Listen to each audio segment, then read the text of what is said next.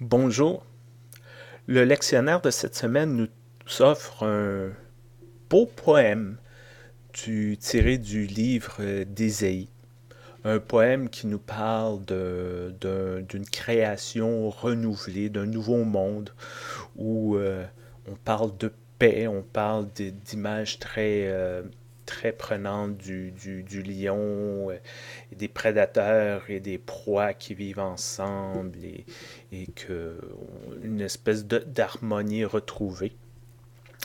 Et aujourd'hui, beaucoup d'entre nous lisent ce texte-là, puis ils se disent, ben voyons donc, ben voyons donc.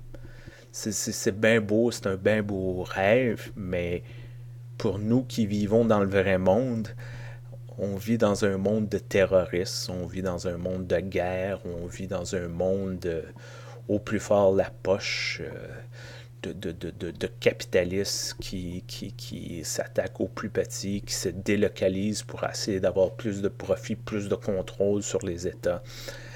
Je pense que et c'est ça qu'on ressent.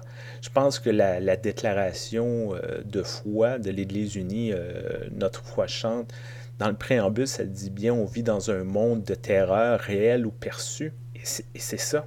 Même si on n'a pas vécu nécessairement proche de nous des attentats terroristes depuis une dizaine d'années, on vit dans cette peur-là. Juste prendre l'avion, ça prend tout s'il ne faut pas se mettre tout nu.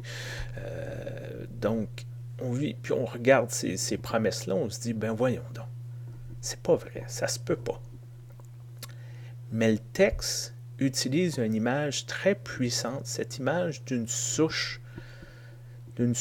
vieille souche qui a de l'air morte, qui a de l'air coupée, qui a de l'air qui a de l'air d'être dans le chemin quasiment.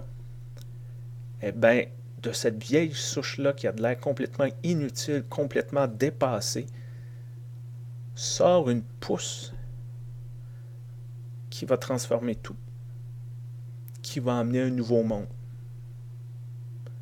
Et c'est ça, à quelque part, le message de cette semaine qu'on reçoit, c'est oui, on peut être cynique, on peut voir toutes les souches dans nos chemins, toutes les choses qui nous empêchent de croire qu'il pourrait y avoir un changement, puis d'être très défaitiste. Ou on peut s'approcher un petit peu, puis de voir toutes ces petites pousses d'espoir qui émergent d'endroits où ce qui ne devrait pas normalement, où on s'y attend pas, mais qui sont là quand même. Et ces petites pousses-là d'espoir, ben, ça peut être nous. Ça peut être des initiatives autour de nous.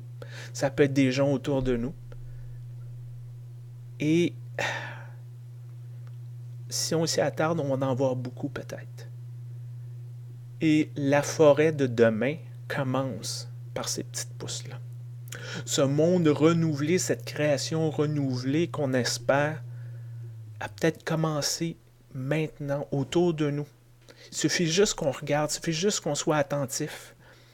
Et c'est peut-être ça le message à quelque part pour cette semaine, en, en se préparant pour le temps des fêtes, en se préparant pour Noël. C'est pas quelque chose de dans le passé, Jésus est né. C'est pas quelque chose dans le futur, Jésus va revenir. C'est quelque chose qui a commencé maintenant. Et en étant attentif, on peut le voir.